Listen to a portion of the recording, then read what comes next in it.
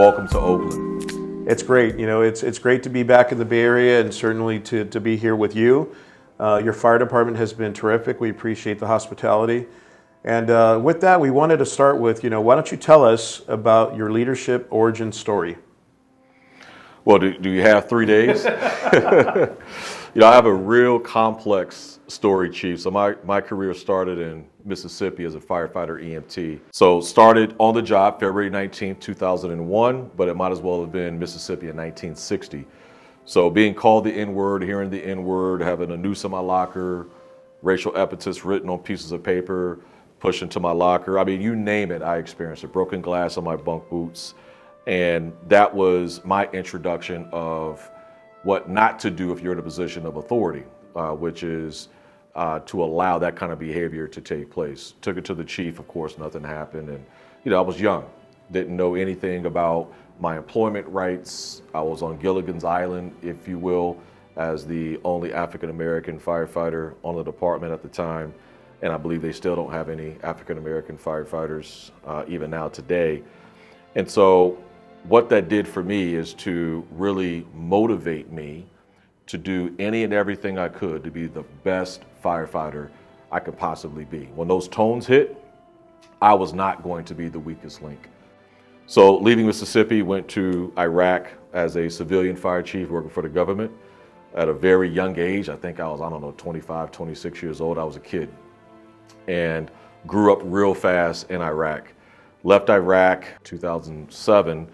I attended the Senior Executives for State and Local Government program at Harvard, which that changed my life because I just finished my bachelor's in leadership, right? But I'm a humble kid and knew that there's a lot I had to learn about leadership. But at the end of day one at Harvard, I knew I didn't know jack about leadership.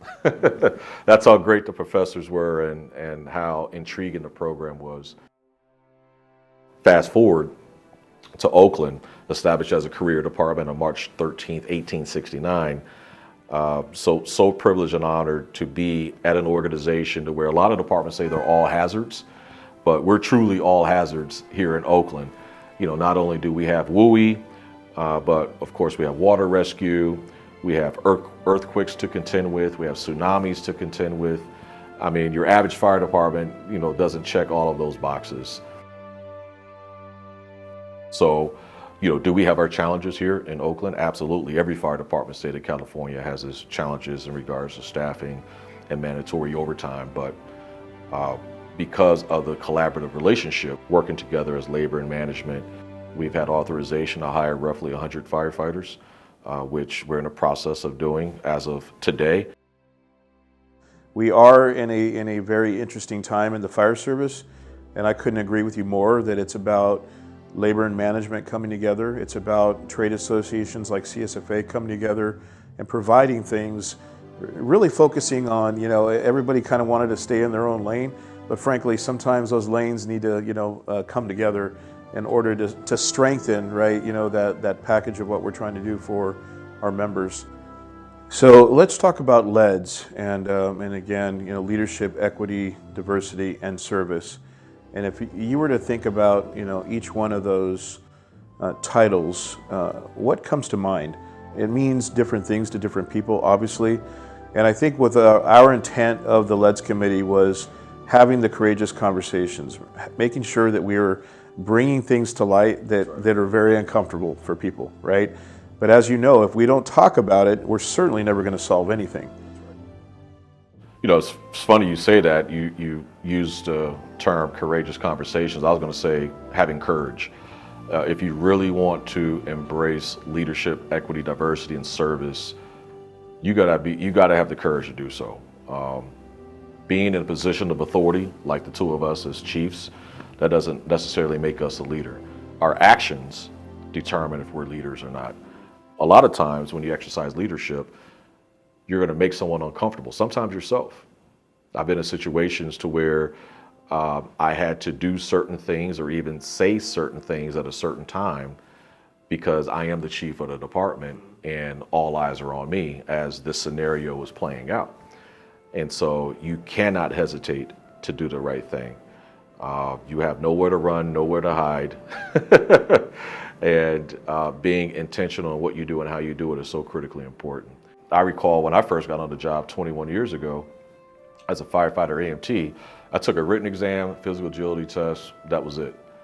The academy had my firefighter 1 and 2 hazmat awareness and operations.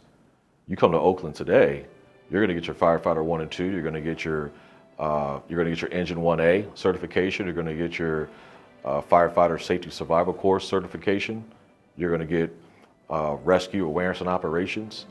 The standards are a lot higher today than what they were when I first got on the job, but there's this perception or conversation around lowering the standards just because you want to pursue women and people of color. And for me, and anyone who knows me knows that my standard is here, personally and professionally for everyone around me. So a lot of people unfortunately think you have to choose one or the other, diversity or the most qualified candidates. Well, how come you can't have the best qualified candidates who happen to be of diverse backgrounds? The last piece, as we talk about service, when you look at public servants in general, and you look at the way that we have been perceived over time as firefighters, you're not going to find any other profession that's been held in higher regard than firefighters that wear a badge and wear a patch on their shoulder. And that responsibility is huge. I am Chief Reggie Freeman, and I am the California Fire Service.